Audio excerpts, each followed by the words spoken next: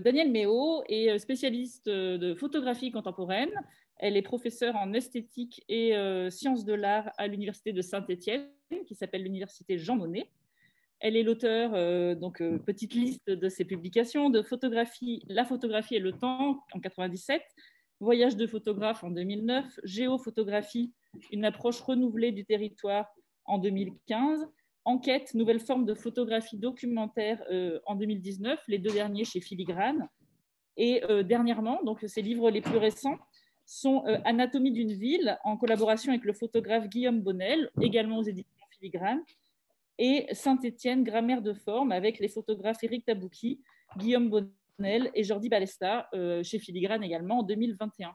Et j'ajouterai qu'elle est rédactrice en chef de la revue en ligne Focal, qu'elle a créée en 2017, dont il a été question plusieurs fois dans ce colloque. Plusieurs articles de Focal ont été cités ces 2 jours. Et sa communication va donc venir clore le colloque.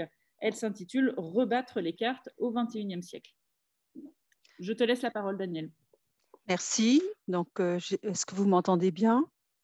On t'entend bien, parfait. Voilà, je vais partager mon écran. Voilà. Ça va?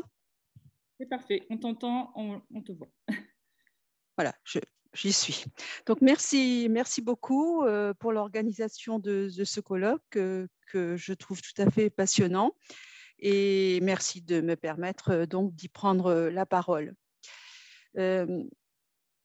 Au cours du XXe siècle, les artistes ont témoigné une constante fascination pour les cartes postales. En fait, j'avais prévu un exposé dont j'avais réservé la première partie à une sorte de typologie des pratiques de remploi de la carte postale. Mais ce sont des choses qui ont été défrichées, notamment par Marie Boivant. Et donc, comme le temps est un petit peu resserré aujourd'hui, je vais en quelque sorte résumer cette première partie de façon extrêmement rapide en disant qu'il me semble qu'on peut déceler, c'est un peu schématique parce que c'est très très rapide, mais qu'on peut déceler une forme de glissement, d'évolution qui va de pratiques relativement formelles, engagées dans une forme de ressassement de la carte en tant que signe opaque, vers des œuvres qui sont aujourd'hui, qui sont de plus en plus avec le temps, concernées par la valeur sémantique des cartes postales, ou pour le dire autrement, par l'agentivité de ces objets que constituent les cartes postales au sein de processus sociaux et économiques. Et donc, cette évolution qui me semble discernable aboutit se conduit naturellement à des usages donc, qui sont faits dans la première partie du XXIe siècle de la carte postale comme pièce à conviction dans des pratiques qui relèvent de ce que j'appelle l'enquête et qui se sont manifestées dans le monde de l'art. Alors, en effet, plusieurs personnes l'ont mise en évidence. Des artistes conçoivent aujourd'hui des formes d'enquête qui transcrivent les efforts qu'ils développent pour sonder les faits, des faits sociaux, des faits politiques.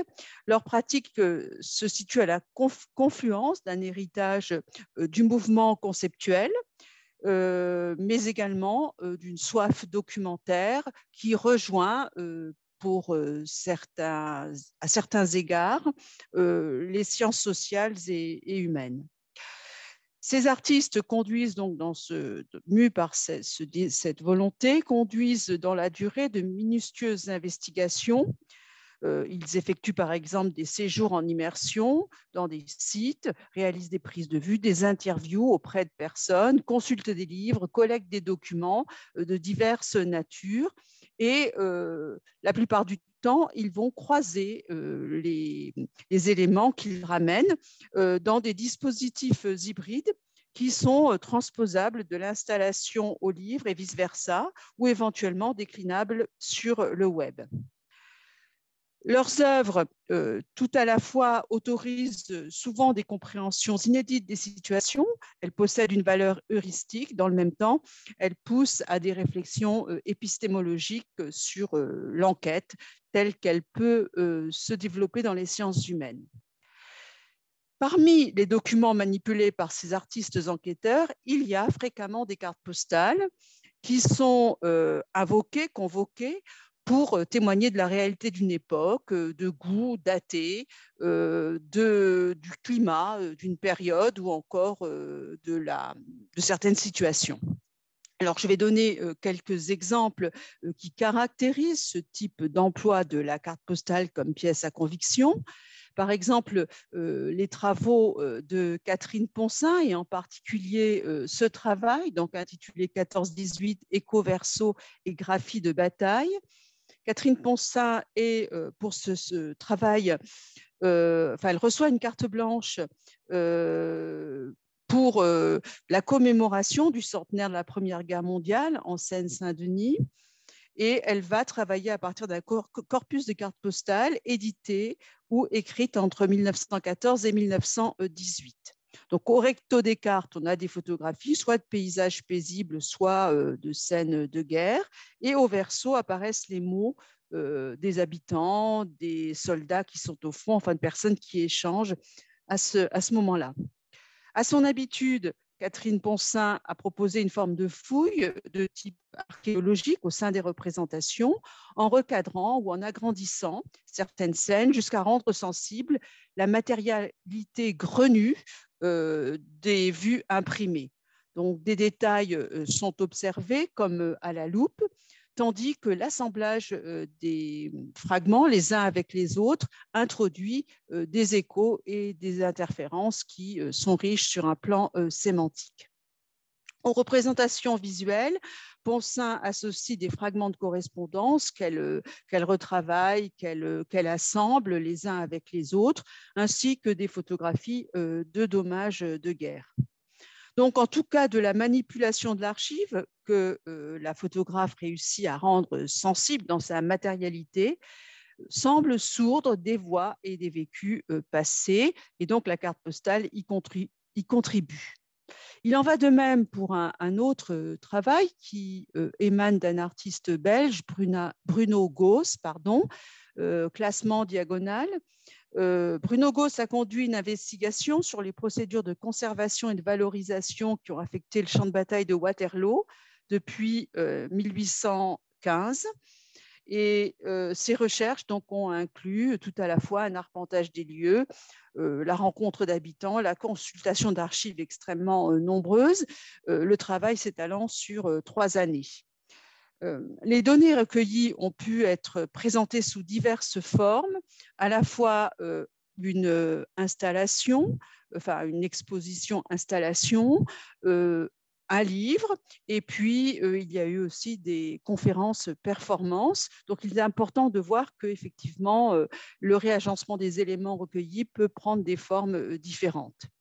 Parmi les pièces assemblées figurent des documents administratifs, des plans, des entretiens filmés, des brochures touristiques, mais aussi des cartes postales représentant par exemple l'Hôtel des Colonnes à Waterloo ou le Royal Waterloo Golf Club.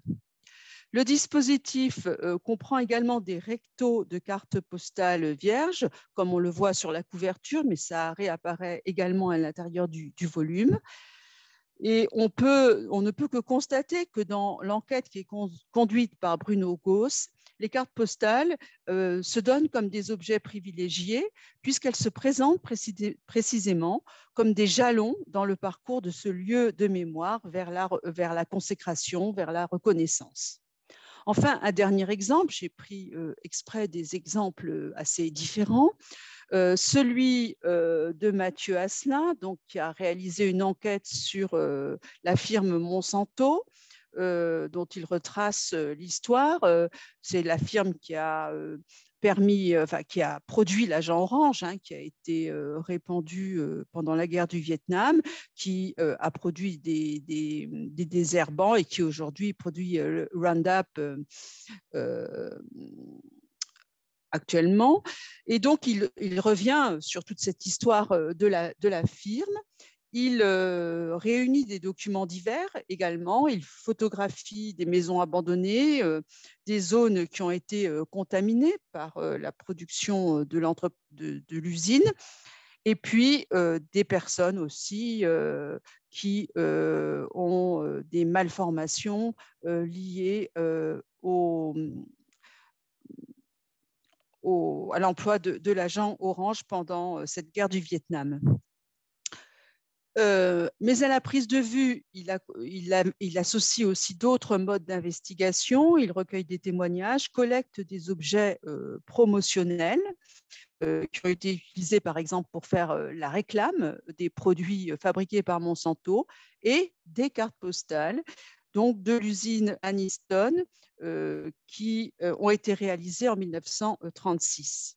Donc, ce qui ressort de cet ensemble, de ce dispositif, c'est une discordance nette entre ces documents promotionnels divers et les photographies qui attestent des dégâts environnementaux et humains. Et de cette discordance permet de dégager le cynisme des discours promotionnels. Donc, on voit bien qu'à partir des investigations conduites par Poncin, Gauss ou Asselin, aussi différentes soient-elles, puisqu'elles s'appuient toutes en tout cas s'appuient sur le croisement de sources variées qui sont par écho, par interférence, capables de nourrir une forme de compréhension sensible et concrète de processus relativement complexes. Parmi ces éléments reviennent donc les cartes postales qui s'avèrent de fait des pièces à conviction particulièrement loquaces. Elles intéressent alors davantage comme objet sémantique, bien plus que comme composant plastique, comme elles avaient pu le faire précédemment. Elles renvoient de fait à des usages sociaux, correspondance, promotion, publicité et d'autres encore. Et elles peuvent ainsi témoigner de certains lieux, de certains goûts, d'appétits datés.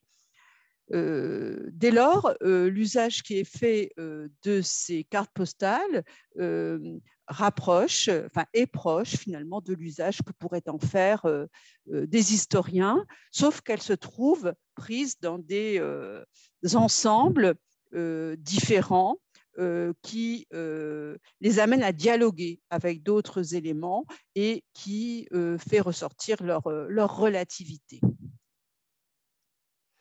Alors, je voudrais me pencher particulièrement sur la manière dont certaines de ces enquêtes, précisément, font retour sur la période de la modernité en utilisant des cartes postales. Et ce que je dirais là fera écho avec certaines réflexions qui ont été faites ce matin. Donc, l'attrait pour l'enquête qui se développe au XIXe siècle, tout d'abord, tant dans le champ du roman policier qu'au sein de la sociologie naissante, a découlé, selon Luc Boltanski, d'une forme d'inquiétude devant les évolutions sociétales de cette époque. Et je crois que de manière analogue, on peut concevoir que le nouvel âge de l'enquête qu'on observe aujourd'hui, pour reprendre les termes de Laurent Demans, qui est décelable chez les écrivains, mais aussi chez les artistes et photographes contemporains. Ce nouvel âge, donc, peut apparaître comme étant porté par un sentiment également de trouble et d'incompréhension face à un monde qui s'avère de plus en plus difficile à décrypter.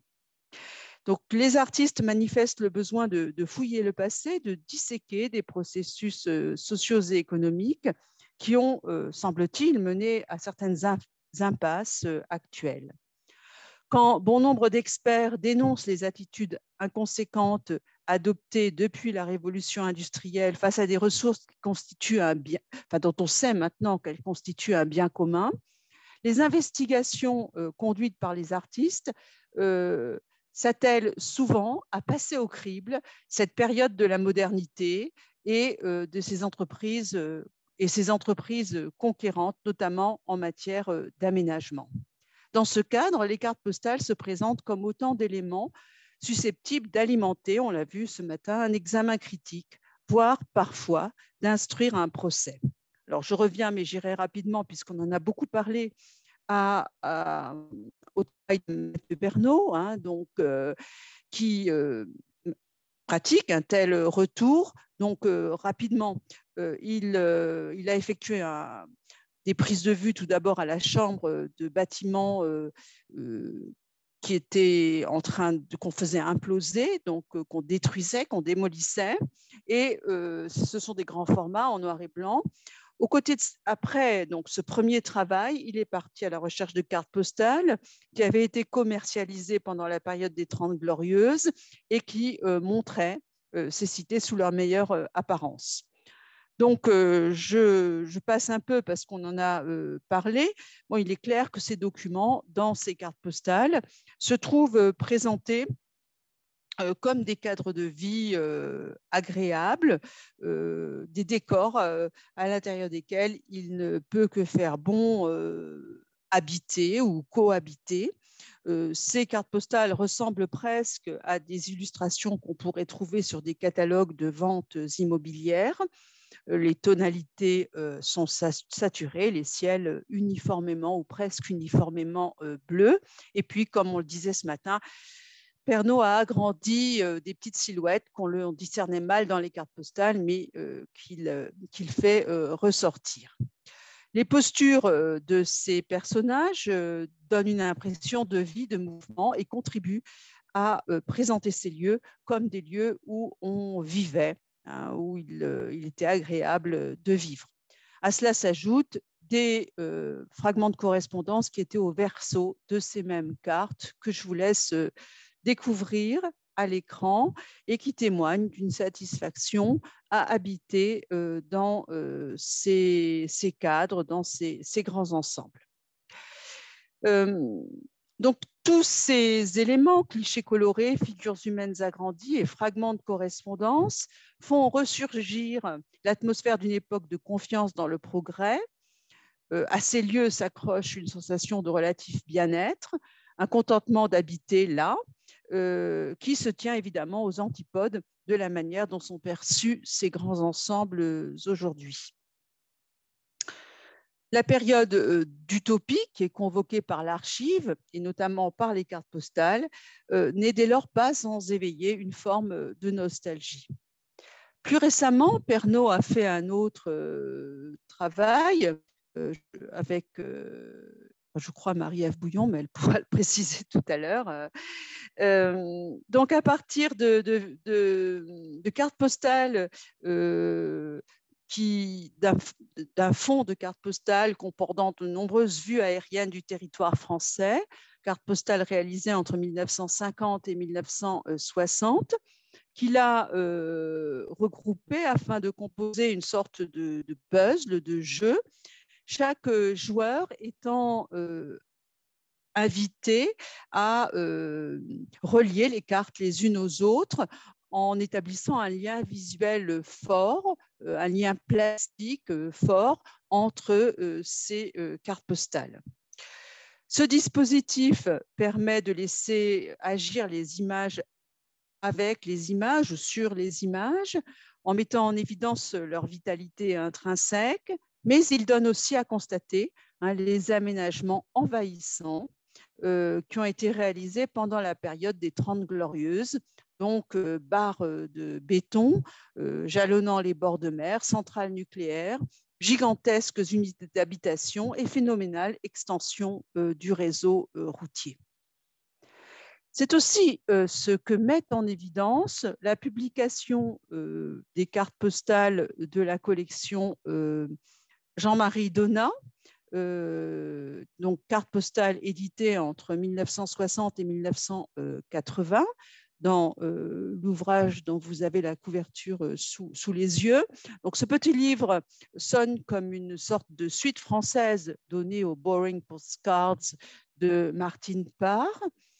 Dans donc ce livre, hein, on trouve les rectos des cartes postales qui sont reproduits à l'échelle 1 et qui sont disposés au sein de chapitres thématiques. On a rond-point fait entre 1967 et 1987, ou encore grands ensembles cités HLM, ou encore autoroutes, péages, échangeurs et aires de repos. Voici quelques images de ce dernier chapitre.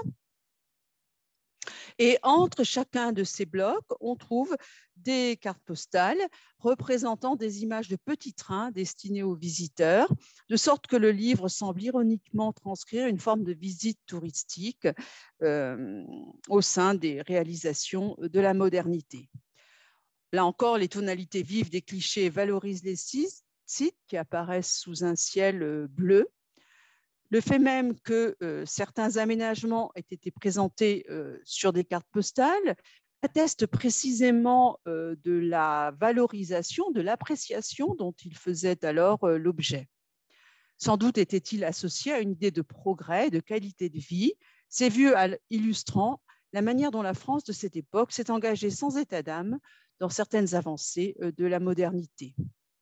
Si les cartes de la collection Jean-Marie Donat renvoient à un moment de plein essor économique, les aménagements figurés possèdent cependant un caractère un peu désuet à nos yeux, évidemment, de spectateurs du XXIe siècle.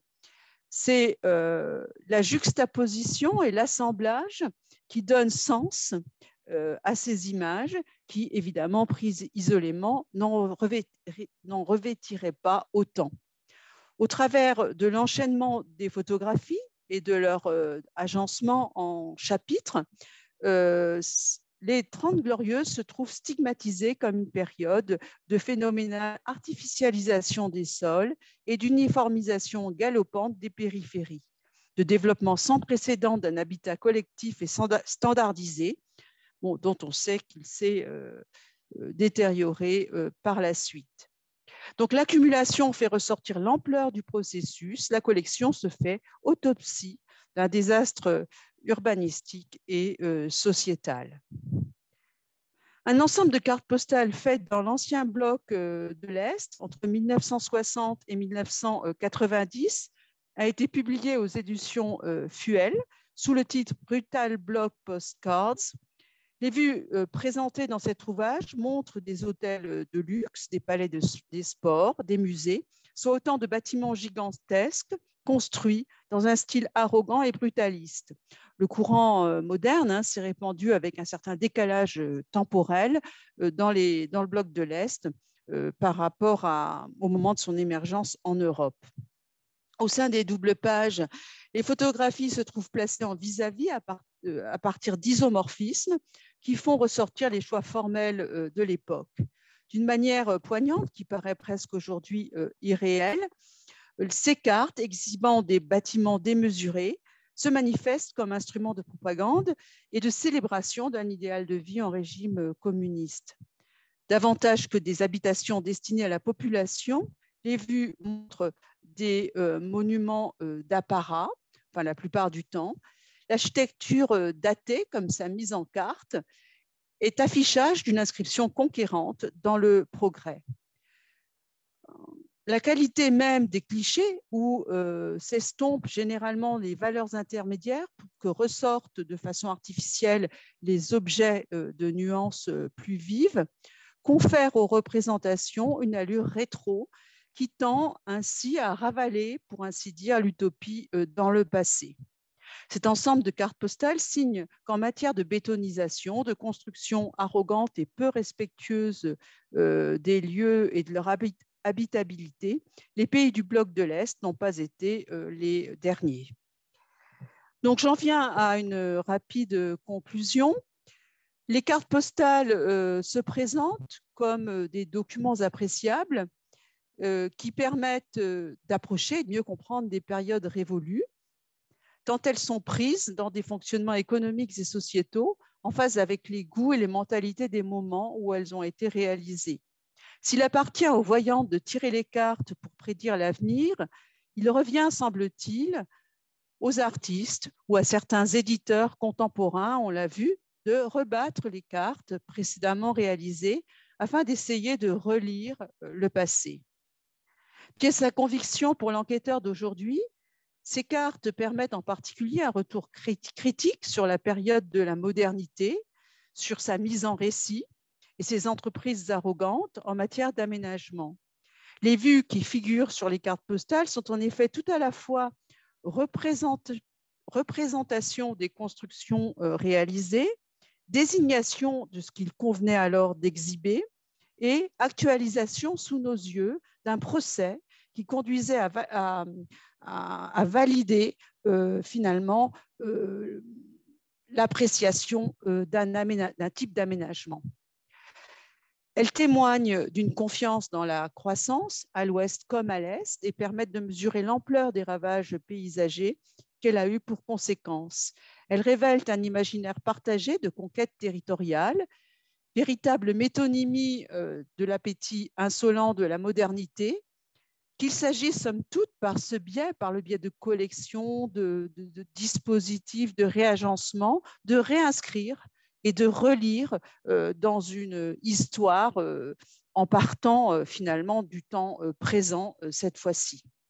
Le recours aux cartes postales renvoie donc à un besoin impératif de faire le point, de pratiquer des retours en arrière pour réfléchir et penser, je crois, le lendemain. Je vous remercie.